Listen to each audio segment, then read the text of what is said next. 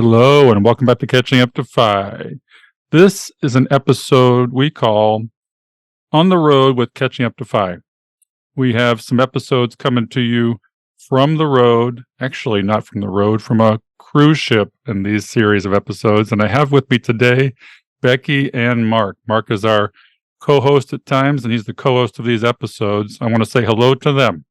Hey, Bill. How are you today? I'm doing fantastic, Becky. Just Great. finished editing an episode. Yay. All right. Well, and then Mark is here with us. So how's it going, Mark? I'm doing great. Always great to be with you guys. Well, thanks for being a co-host, especially on these episodes. I think our audience will find them interesting because it's real people with real stories, and in this case, retirees that have a story to tell.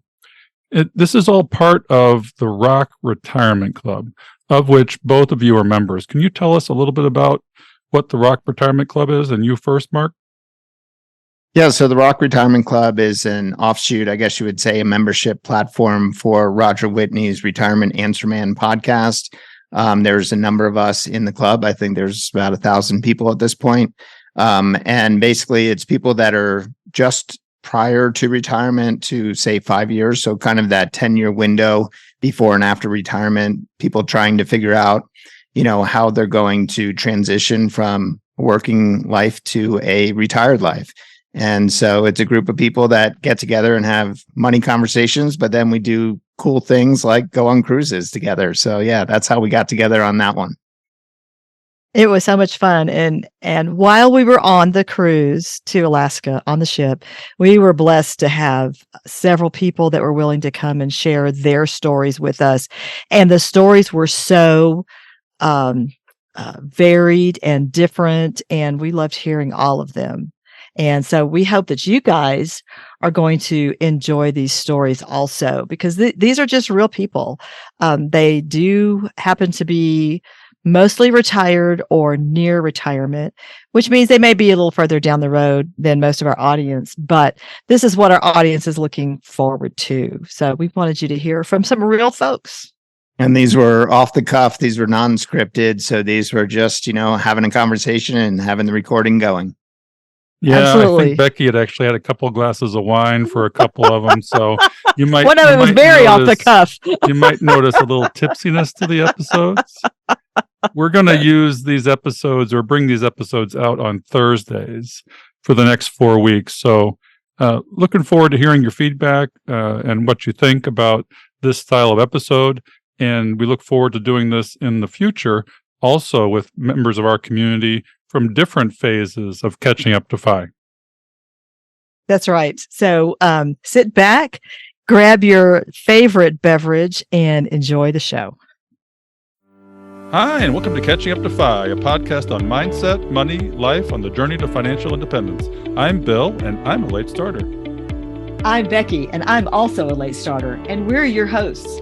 We're here to help you with your journey to financial independence, no matter where you're starting from. We're going to talk to other late starters, experts, and we'll explore topics related to our mission. Join us as we catch up to Fi together. All right, and we're back. We've got our next guest in the seat with us. I feel like that. The hot seat. The hot seat. All right, so here we go. Tell us your name, where you're from, and a little bit about yourself. Okay, so my name is Tony. I'm from North Jersey, right outside of Manhattan. 60 years old. I've been in the car business my entire life. And just happy to be on the cruise. Well, you're talking to the right person because Becky loves cars, and I used to be involved in that in a small way, too. More than a small way. And I grew up in northern New Jersey. Oh, for goodness sake. In Morristown. I grew up in River Edge, New Jersey. Okay. In Bergen County, and I still live in Bergen County. Awesome. So tell us what part of the car business. So out of high school, I went to college, and it wasn't for me, and I had worked in a gas station as a teenager in the late 70s, and just gravitated to what was going on there, and I got involved with just fixing cars and guys that were nice to me and showed me and were kind to me, and that led to me just fixing cars, and that's what I did. I worked as a mechanic, and I never knew where I would go in my life, but I just loved being around fixing cars. Was there a particular make that you worked with, or Yeah, was it... so at 23, I went to work for a Lincoln Mercury dealer, and I spent 19 years there. And then after that Lincoln dealer, I went. I had already moved on to being a service director before I left that position, and then I went and ran a Toyota store for 14 years as a parts and service director. Oh, cool. I love Toyotas. That's one of my favorite vehicles. So. Same with me. Interesting. So did you live in generally the same area most of your life? Yes, ma'am. Yeah, I was born in Queens, but my father moved us to New Jersey in '73, and but I've been living in North Jersey my entire life. Okay, great. And Tony, so tell us, are you retired yet, or are you getting close to retirement? Well, it's kind of complicated. I left at 55 5 years ago. I'm 60, and I just didn't want to be in the car business. I didn't want to be associated with the personalities that are in our business any longer. Is a kind way to put it. And I just, in 2017, I wrote my resignation letter, and it took me 13 months to present it. And I kept on writing it and rewriting it, writing it and rewriting it, writing it and rewriting it. And then on January 2nd, 2018, I presented it. I gave them 2 weeks, and I was gone. And that was it. So, I stayed home. I ran my son's baseball booster team for 2 years, and I totally enjoyed it. It was a fantastic 2-year ride. Now, you said you were kind of, I don't know if you were wavering or going back and forth for this period of time. Going back now, do you wish you had just put it in earlier, or was it the right time to submit it when you did? I probably should have put it in earlier because I had, by 55, everything in our family was turning into a transactional situation for me. And I needed to change how I was looking at my relationship with my children, with my wife, and leaving really was therapeutic and allowed me a chance to just reset. So no regrets, obviously. Oh, certainly not. No, what I didn't realize in leaving was all the people in the business world that wanted me to come work for them. I had no idea that people were like, hey, they couldn't ask me while I was there. But once I had separated, they were wanting me to come work for them, and I had just left, and I'm like, listen, guys, I need some time to just let this settle. And they were like, no, you can come work for us, and you can come and I had a W-2 job my entire life, and I knew my next phase wasn't going to include a W-2 position. So. And have you ever gone back to work since then, or Yeah. You have? Yeah. So okay. I went and started. I had to start my own company, which handles automotive service equipment. And so I'm a 1099 employee for an automotive manufacturer that covers a territory in North Jersey. And the decision to do that was because you wanted to do it, you felt a need to do it financially, or was there any reason for doing it? Yes. Particularly? I couldn't, and I still haven't convinced my wife to leave what she does. So I said, okay, well, if you're going to still work, then I need to be engaged, so I'll go out and I'll start this. Well, I'll tell you a secret. There's a friend of mine who is retired and his wife still works, and he calls it wife-fi. So there is a thing where you don't have to work if you don't want to, even if your partner does. It's a strange thing, though, Mark, Becky. Being home while Tina's working is just... I'd rather be engaged and involved with it. I feel like I'm paddling and she's paddling, and to have her paddle by herself just doesn't work in my own mind. Or you could convince her not to work anymore. Would be another. Which is our decision to take the cruise with all you all. Is the hope that she would meet someone, or maybe Mark would talk to her, or Becky would talk to her. No, but she knows that I was going to come down here and maybe have an opportunity to be. So you just decided to tell the public about it instead of just our little group here. Well, I've worked the numbers and spreadsheet this and spreadsheet that, and have showed it to her, and she's getting closer, but she's not there today. So we're how many days into this trip now? 5 days? Any change in that, you think? I tell you what, she's met some wonderful people here, some tremendous, kind and open individuals, really. Awesome. So, can you verbalize for us what her hesitation is? Yeah, I think she really likes what she does. On one side, and the other side, I think she has golden handcuffs. I think that she wants to wait for the pension. She's a school teacher, so she wants to wait for that high side of that pension, and she thinks she needs that money, or we need that money, and spreadsheet-wise, we don't need that money. What do you think it would take to make her comfortable, other than this pension coming to fruition? Is there some other piece of the puzzle that you think would allow her to be more comfortable with making a decision like that? And I'm not pushing her, so if you're listening, you don't have to make that decision. But I think that Tina likes the children, and she's a great mom, and she's also a mom to those kids. And I think she really likes the kids, and I think that in the absence of those kids, that she would wonder what she would do. Yeah. So she's not sure what her purpose Right. in retirement would be once she's left the job. And how long has she been a teacher? She's been a teacher for 9 years. So she worked when we were first married, and then when we had children, she stopped working, and then she got back into the teaching world. And how long would it be before her pension starts? In the tier that she's in, it would be at age 65, so she's 57. But she would be vested this coming year in 2024. And is she willing to work that much longer? Yeah, I think in her mind, I think that she feels that she can, and I'm going to work every day to try to convince her that she needs to pack it in. Well, we can help in that regard. Right. Well, and then maybe you could also help with the fact that there's something else, right? This doesn't end, right? It's just a temporary pause until you heal from your everyday existence, and then you'll find something else. You'll gravitate for it. It'll come to you.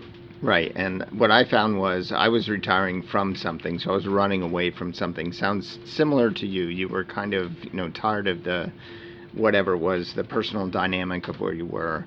And many of us find that we're running away from something and not to something. And one thing I found about, for instance, in the club that brought us all here is talking about and thinking about, what do I want to retire to?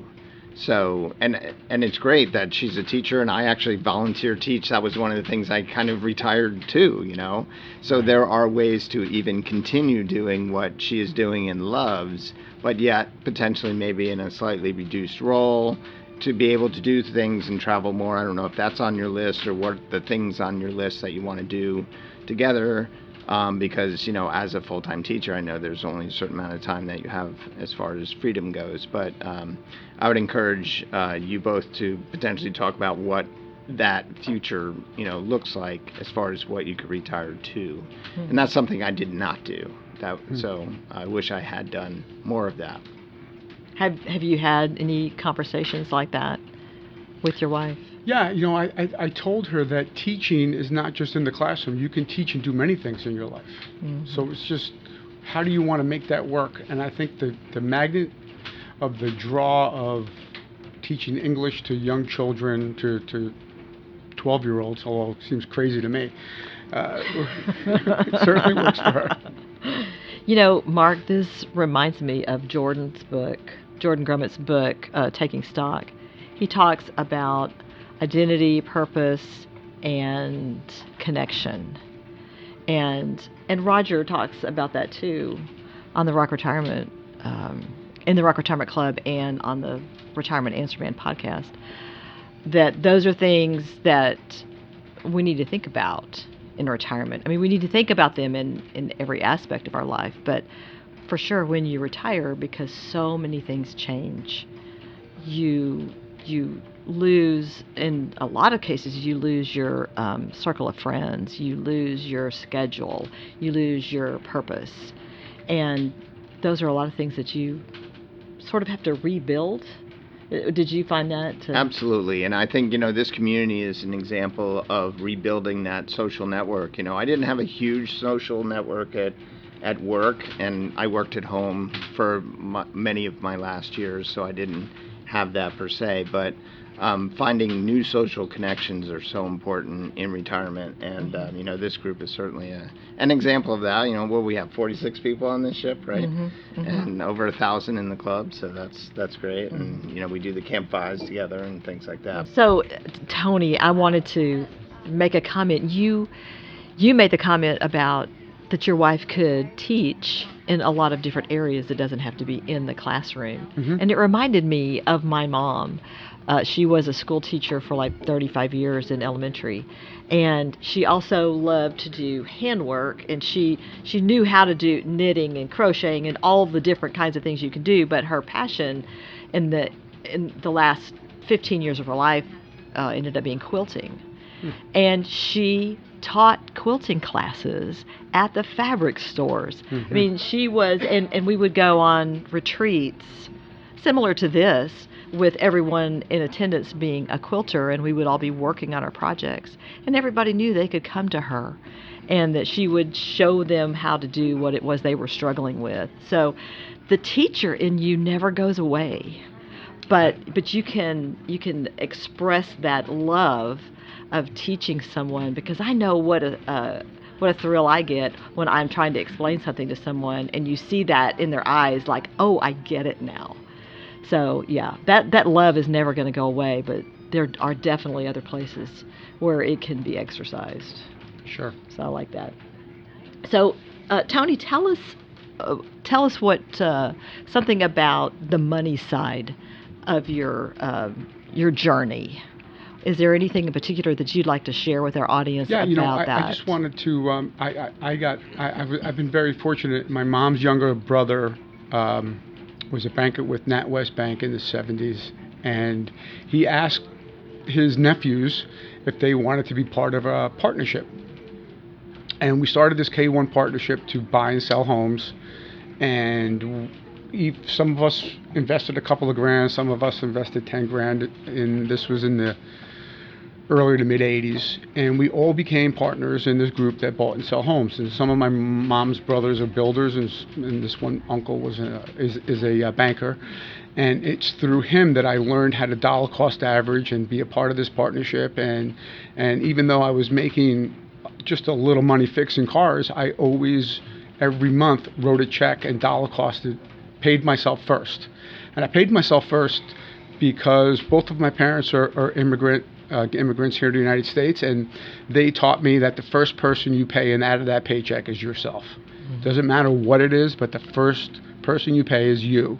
And I still have that today, and I believe that that's really a simple formula.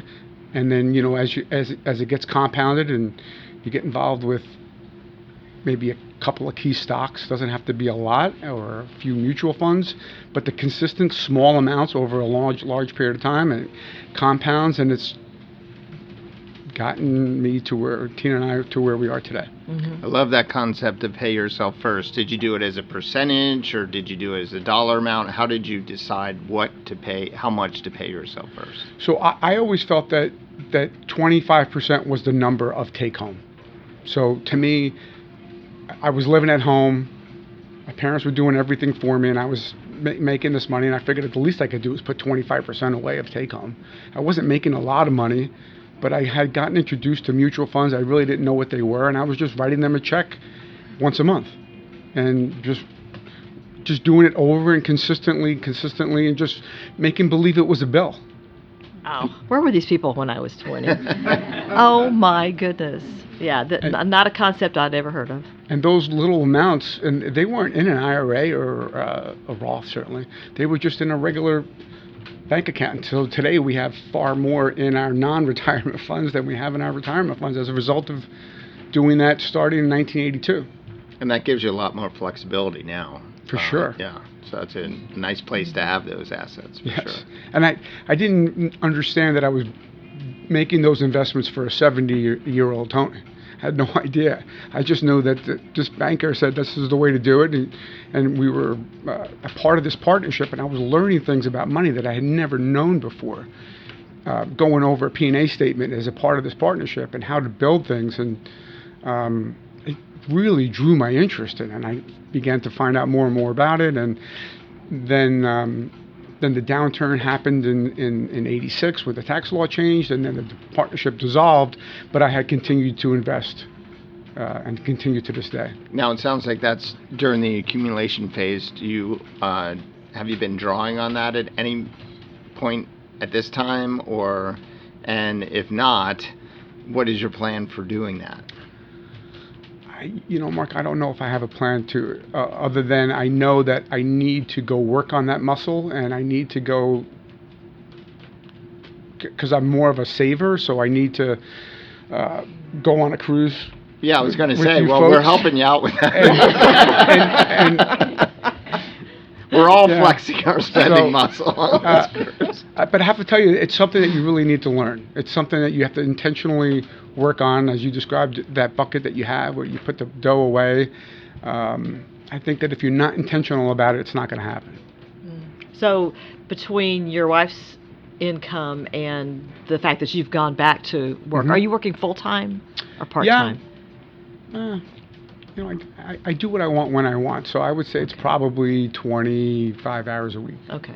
But those two together is still enough income right now that you're not having to draw out Correct. of your... Oh, yeah, for sure. And to follow up on that, Roger was talking about, it's not an on-off switch about retire, not retire. And I love this, that you left a W-2 job and are doing 1099, but it sounds like you enjoy doing it, otherwise you wouldn't do it, right? Yeah, the 1099 is as equal in income-wise to the W-2. And you have the flexibility that you want, so for many of the late starters, that is potentially a plan, right? You can get out of your maybe W-2 that you don't like and get into something else that's still producing income and yet have more freedom with your time. So, and I think that's a great concept for people that are late to FI or late starters, that they don't have to figure out how do I, grind through what I'm doing and then so that I can stop cold turkey. There may be an alternative that works just as well. Absolutely.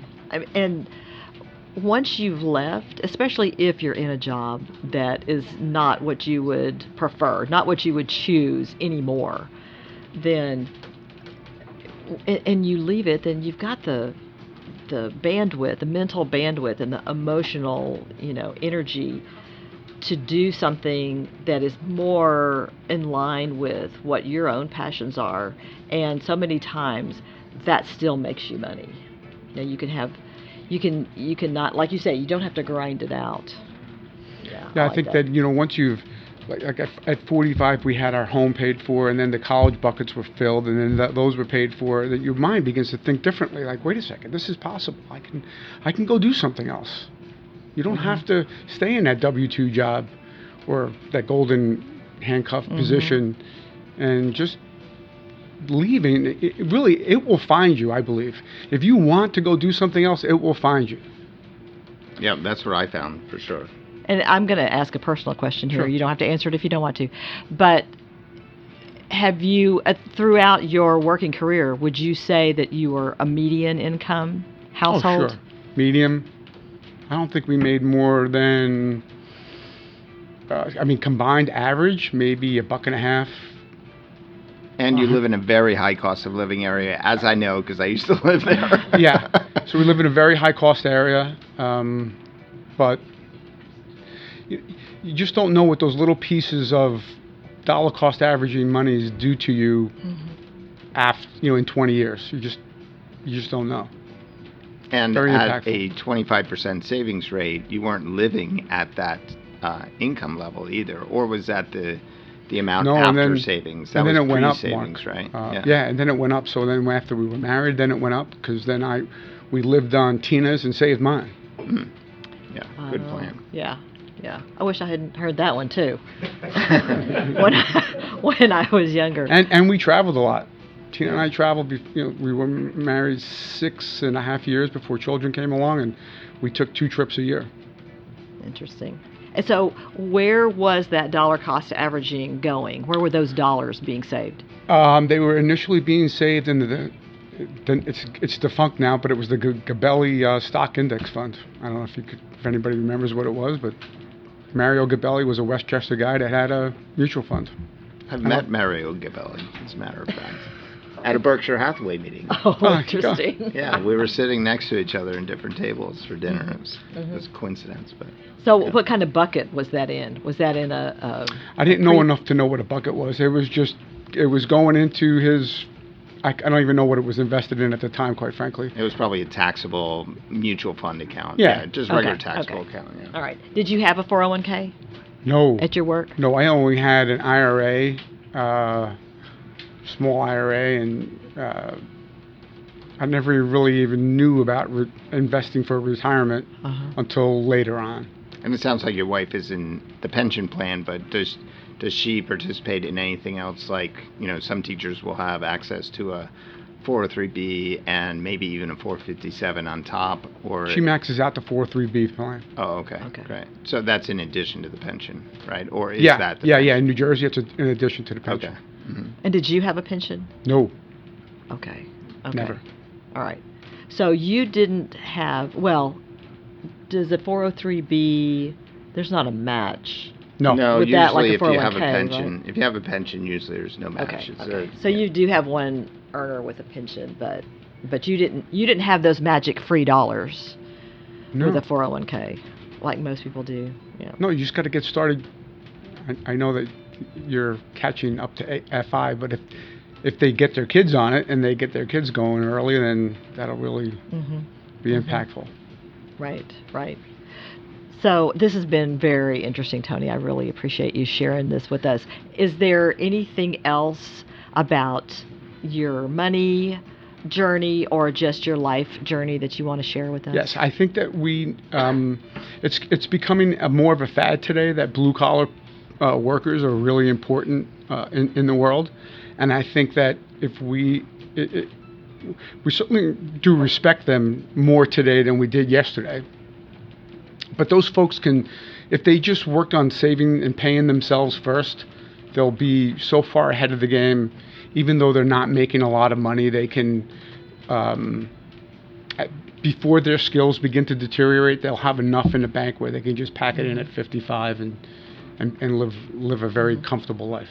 And I'm going to make a presumption here, but I assume you did not accumulate a lot of debt or anything like that, because usually somebody who pays themselves first is pretty astute and doesn't do that, but I could be wrong. So No, the only debt we had was the first mortgage. I heard interest rates before from Mike. Tina and I, for our first mortgage was 10 1/4. Yeah. So that's probably also something to, not only are you paying yourself first, but you're not saddling yourself with a bunch of high interest debt or anything like that. No, never. Right. Never. We're just completely debt adverse. And as Mike was looking at the amortization tables and you see what happens when you accelerate the loan, it's just like, let's accelerate this loan, figure it out. Mm-hmm. And so maybe you go on one less beach vacation. Okay, well, if you pay off that note in 10 years instead of 15, or in some cases instead of 30, I mean, we only had 15-year notes, so. Awesome. Wow.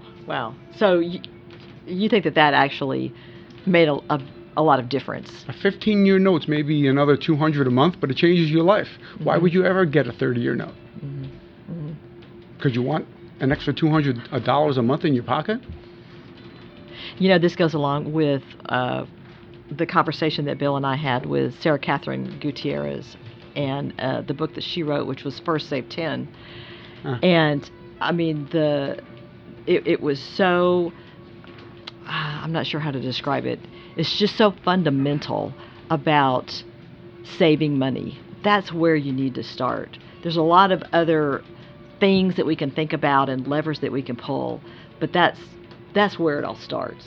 Absolutely. I mean, I love the fact that, many people here in this community do talk about pay yourself first, because literally it's I know it's hard to do that initially.